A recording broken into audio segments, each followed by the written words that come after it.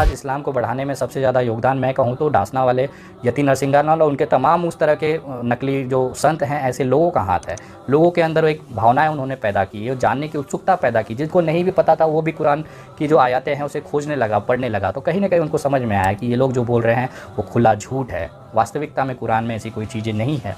जिहाद का मतलब होता है अपने अंदर के बैठे हुए गलत चीज़ों को मार देना, लेकिन उस जिहाद को जिहादी दिखाकर एक आतंकवाद से जोड़ दिया। ना प्यार बांटना, लोगों की मदद करना सिखाया, ना कि किसी के बुजुर्ग 70 साल के आदमी को पकड़ के दाढ़ी काटना, न किसी को पेट में बांटकर जय श्री राम के नारे लगाकर उसकी हत्या कर देना। बहुत सारे मैंने बीजेपी के प्रवक्ताओं को ये बोलते हुए देखा कि आतंकवाद का कोई धर्म नहीं होता, लेकिन हर आतंकवादी मुसलमान और इस्लाम से ही क्यों जुड़ा होता है। ये गलत बात है मेरे भाई। भारत का जो पहला आतंकवादी था वो था नाथूराम गोडसे। उसने अपनी मुंडी नहीं कटवाई थी, खतना नहीं करवाया था। वो मुसलमान नहीं था, वो सनातनी था। मैं बताना चाहूँगा ये वही नाथूराम गोडसे है जिसको भारत का पहला आतंकवादी कहा गया है, और ये मुस्लिम नहीं है। हमारे सनातन धर्म में ऐसे बहुत सारे कलंकित करने वाले साधु संत हैं जिनके मन में मुसलमानों के प्रति, इस्लाम के प्रति इतनी नफरत भरी हुई है कि उन्होंने अपना मकसद, अपना संन्यास का सत्यानाश कर लिया। आपको वसीम रिजवी तो याद ही होगा। जी हाँ, जितेंद्र त्यागी, जिसको कि डासना वाले यति नरसिंहा झंडे ने हिंदू बनाया, घर वापसी कराई और उसके बाद उस बेचारे को ले जाके धर्म संसद में भड़काऊ भाषण दिलाए। हालात ये था कि वो इकलौता जेल में था और बाकी जितने भी उसके आसपास के साधु संत थे वो बाहर थे। जब वो जेल से आता है वसीम रिजवी, तो ये कहता है कि मुझे बहुत अफसोस है कि मैंने हिंदू धर्म अपनाया और मुझे किसी का साथ नहीं मिला, किसी का प्यार नहीं मिला। आज विनय दुबे को जो गालियां देने वाले सबसे बड़ा जो तबका है वो भारतीय जनता पार्टी के टट्टे सहलाने वाले वो कार्यकर्ता है जो अपने आप को जय श्री राम का नारा लगाकर कट्टर सनातनी होने का दावा करते हैं। लेकिन अगर 4 बातें मैं उनसे कह दूंगा तो वो लगेंगे अपने पैंट में पेशाब कर। इमरान जैसा इंसान भी बलात्कारी है, इसका मतलब पूरा सनातनी जितने हैं वो बलात्कारी नहीं है। यही फ़र्क होता है सोच और विचारधारा की। कुरान में भी ये कहा गया है कि अगर किसी की आप हत्या कर देते हैं तो इसका मतलब पूरे इंसानियत की हत्या होती है। मेरा ये वीडियो आपको थोड़ा सा हंसा सकता है, थोड़ा सा सोचने पे विवश कर सकता है। ये वीडियो बनाने का मेरा मकसद किसी धर्म को ना अपमान करना है, ना मजाक बनाना है, लेकिन केवल वास्तविकता दिखाना मेरी एक जिम्मेदारी है एक नागरिक होने के नाते। तो मैं वो हकीकत आपके सामने पेश करने जा रहा हूँ जिसे देखने के बाद आपके दिमाग की बत्ती डिगमिग डिगमिग करने लगेगी। डिगमिग मतलब चालू बंद होने लगेगी। ये क्या हो रहा है? किसी भी धर्म को बढ़ने के लिए उसमें सबसे बड़ा हाथ उनके धर्मगुरुओं का होता है। इस्लाम में अगर आप देखें तो ऐसे बहुत सारे मौलवी साहब हैं, मौलाना साहब हैं, धर्मगुरु हैं जो जगह जगह पर सभाएं लेते हैं, उसमें अपने दीन की शिक्षा देते हैं कि किस तरह से इस्लाम को बढ़ाया जा सकता है, इस्लाम के नियम क्या हैं, हमें क्या मानना चाहिए, कैसे हमें रहना चाहिए और किस तरह से इस्लाम को लेकर पूरे देश में एक मैसेज देना चाहिए। इस्लाम एक लौता ऐसा विश्व का धर्म है या फिर एक व्यवस्था है जो बड़ी तेज़ी के साथ फैल रहा है। सबसे बड़ा कारण क्या है कि इस्लाम में जो इस्लाम मानने वाले लोग हैं यानी कि मुसलमान हैं वो तो इसे बढ़ा ही रहे हैं, लेकिन ख़ास तौर पर गैर मुस्लिम जो हैं वो इसे बहुत तेज़ी के साथ अपने देशों में, अपने राज्यों में बढ़ाते हैं। मामला ये होता है कि जब अगर सनातन की बात की जाए, भारत की बात की जाए, तो इस देश में बहुत सारे ऐसे सनातनी साधु संतों को इस्लाम ने भाड़े पर काम करने के लिए रखा है।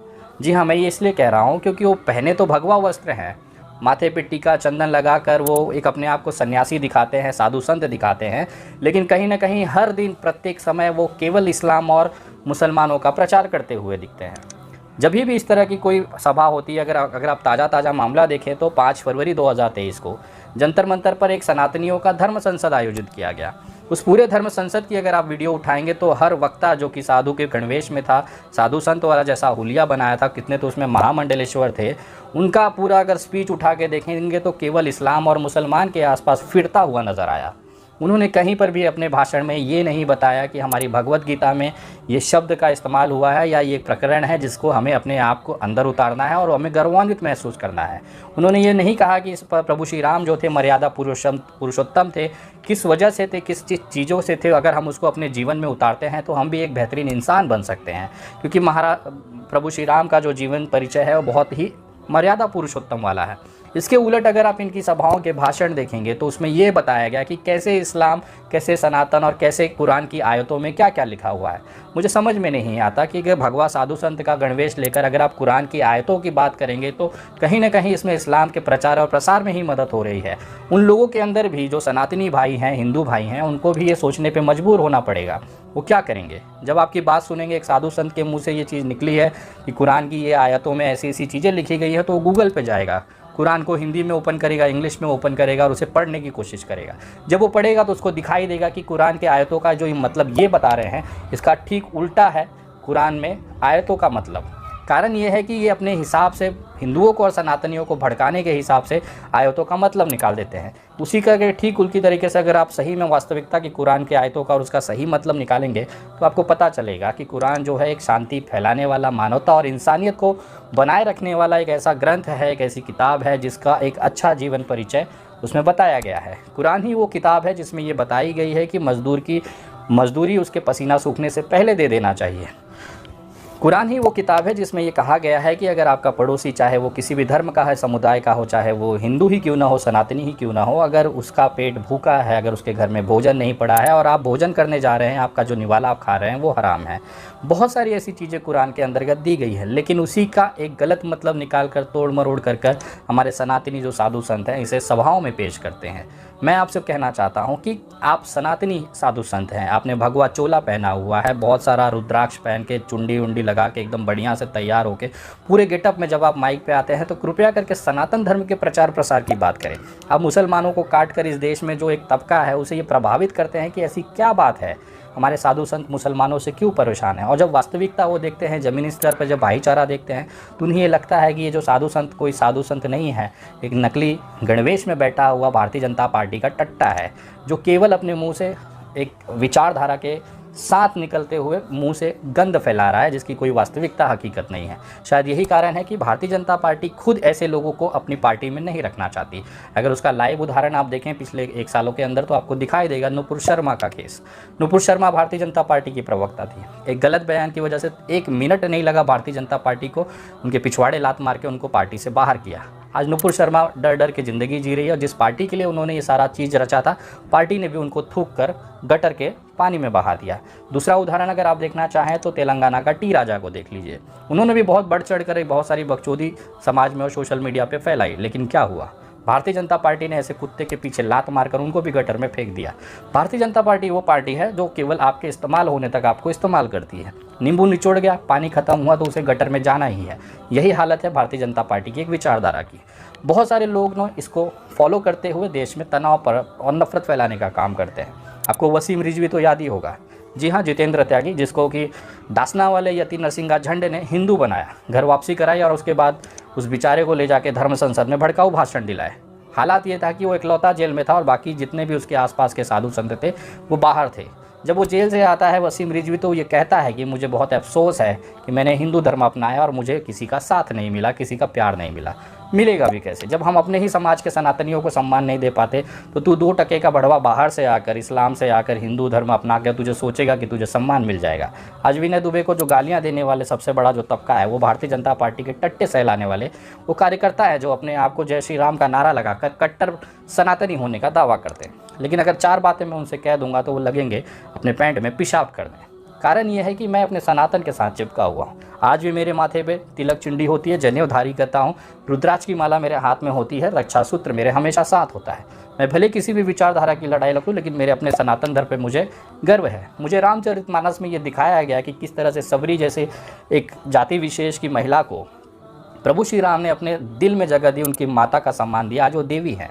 मैंने श्री राम चरितमानस में मैंने ये भी देखा कि रावण जैसा विद्वान पंडित भी असुर की कैटेगरी में माना जाता है। तो मैं उस रामचरितमानस के मर्यादा पुरुषोत्तम के जो नियम बताए गए हैं मैं उसे फॉलो करता हूँ। उसमें पशु पक्षियों से, इंसानों से इंसानियत वाली मोहब्बत करना, प्यार बांटना, लोगों की मदद करना सिखाया है। ना कि किसी के बुजुर्ग 70 साल के आदमी को पकड़ के दाढ़ी काटना, ना किसी को पेट में बांट कर जय श्री राम के नारे लगाकर उसकी हत्या कर देना। कुरान में भी अगर आप देखेंगे तो ये वाक्य आपको उसमें भी दिखाई देगा जो प्रभु श्री राम ने मर्यादा पुरुषोत्तम के प्रभु श्री राम ने रामचरितमानस में बताया है। कुरान में भी ये कहा गया है कि अगर किसी की आप हत्या कर देते हैं तो इसका मतलब पूरे इंसानियत की हत्या होती है। अगर आप ग्रंथों को सही तरीके से पढ़ें, ग्रंथों का सही से विश्लेषण करें तो आपको पता चलेगा कि कुरान के अंदर, बाइबल के अंदर, गीता के अंदर जो चीज़ लिखी गई है वो भाषा अलग हो सकती है, उसका उद्देश्य अलग हो सकता है, लेकिन उन सब का मकसद केवल एक है, इंसानियत, भाईचारा और शांति का प्रचार प्रसार करना। शायद यही कारण है कि हमारे देश के यशस्वी प्रधानमंत्री माननीय नरेंद्र मोदी जी ने भी बहुत सारे सभाओं में कुरान को एक ऐसी बेहतरीन किताब बताई है जो एक अच्छी जीवन शैली के लिए ज़रूरी है। नरेंद्र मोदी जी की पुरानी वीडियोस अगर आप यूट्यूब पे देखेंगे तो उन्होंने कुरान को लेकर बहुत खूबसूरत चीज़ें भी कही हैं। एक सभा के अंदर वो कह रहे थे कि कुरान में सबसे ज़्यादा शब्द जो इस्तेमाल हुआ था उसका शब्द था इल्म। उन्होंने इसलिए ये शब्द का इस्तेमाल किया था क्योंकि अगर एक व्यक्ति शिक्षित है, अपने दिमाग का सही सकारात्मक इस्तेमाल करता है, तो इस देश के अंदर, समाज के अंदर वो प्यार और मोहब्बत और भाईचारा और इंसानियत ही पालेगा। लेकिन उसके उलट मैंने देखा हूँ कि हमारे सनातन धर्म में ऐसे बहुत सारे कलंकित करने वाले साधु संत हैं जिनके मन में मुसलमानों के प्रति, इस्लाम के प्रति इतनी नफरत भरी हुई है कि उन्होंने अपना मकसद, अपना संन्यास का सत्यानाश कर लिया। एक साधु संत, एक सन्यासी वो होता है जो अपने प्रभु के भक्ति में लीन होता है। उसे दुनियादारी, लोभ, माया, लाभ, लालच से कोई मतलब नहीं होता। लेकिन इसके उलट वो केवल अपनी राजनीतिक महत्वाकांक्षा और सोशल मीडिया पे थोड़ा सा व्यू और थोड़े से पैसों के चक्कर में वो अपने सन्यासी, अपने चोले को, अपने भगवा कलर को अपमानित कर देता है। अभी आपने पठान का हालत देखा था कि किस तरह से भगवा बिकनी को लेकर ये तमाम लोगों ने बाइकआउट किया, लेकिन देश की जो सकारात्मक जनता थी उन्होंने पूरा समर्थन पठान को दिया। आज हालात ये हैं कि बाइकआउटिया गैंग मुँह छुपाते हुए घूम रहे हैं। इस पूरे वीडियो के विश्लेषण में अगर आप एक चीज़ देखेंगे तो आपको एक चीज़ समझ में आएगा कि पूरे सारे कृत्यों में, चाहे धर्म संसद हो, चाहे सोशल मीडिया हो, चाहे नेताओं की बात हो, चाहे सनातनियों की बात है, चाहे साधु संतों की बात हो, उसमें केवल एकमात्र चीज़ जो है वो सभी में कॉमन है, सामान्य है, वो है इस्लाम, कुरान और मुसलमान।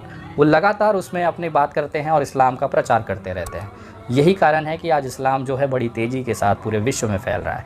मुसलमानों की अपनी ताकत है इस्लाम को आगे बढ़ाना, दीन की शिक्षा बढ़ाना, इंसानियत, भाईचारे को बढ़ाना।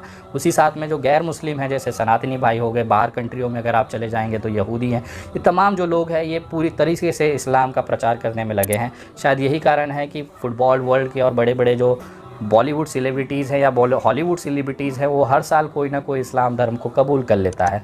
उनको दिखता है कि नहीं, ये बहुत बेहतरीन कौम है या बेहतरीन एक धर्म है जिसको लेकर आगे जीवन जिया जा सकता है। तो यही कारण है कि इस्लाम की जो तेज़ी से बरकत हुई है उसके पीछे सबसे बड़ा जो योगदान है वो मुसलमान और इस्लाम का तो है ही, उसके साथ साथ गैर मुस्लिम लोगों का भी है।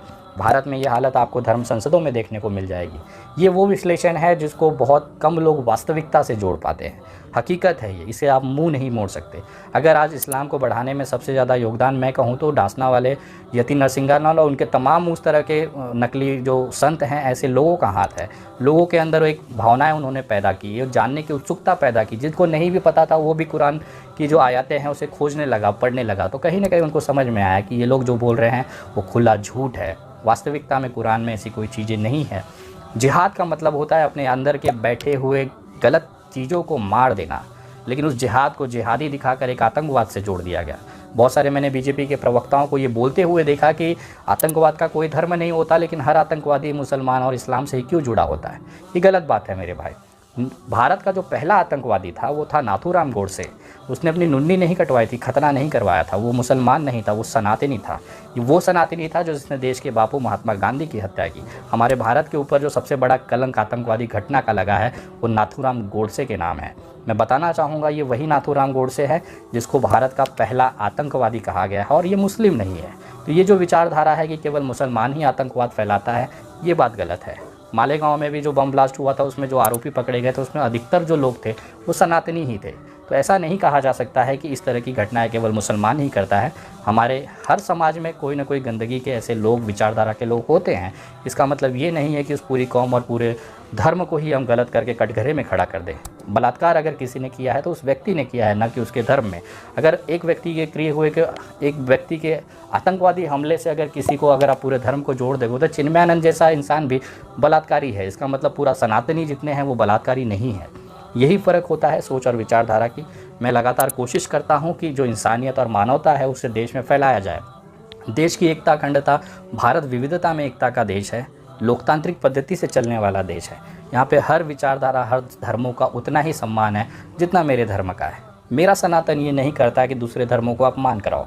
मेरा सनातन ये कहता है कि अपने धर्म पे अभिमान करो और दूसरे धर्म का सम्मान करो। शायद यही फ़र्क है उन लोगों में जो आज भी गटर के अंदर बिलबिला रहे हैं। 150 से 200 रुपये पर दिन की कमाई करने वाले घर का आटा नहीं ला पा रहे, और उसके उलट मोहब्बत बांटने वाले, इंसानियत की बात करने वाला विनय दुबे आज जगुआर में घूम रहा है। अगले 2 हफ्तों के बाद BMW Z4 में घूमेगा, मर्सिडीज़ SLK में घूमेगा। कारण यह है कि ऊपर वाला देखता है कि आप इंसानियत, अगर मानवता और जिस तरह से उन्होंने बताए हुए सिद्धांतों पे चलता है तो बरकत अपने आप मिलती है। उसके उलट आप जहर उगलते रहिए।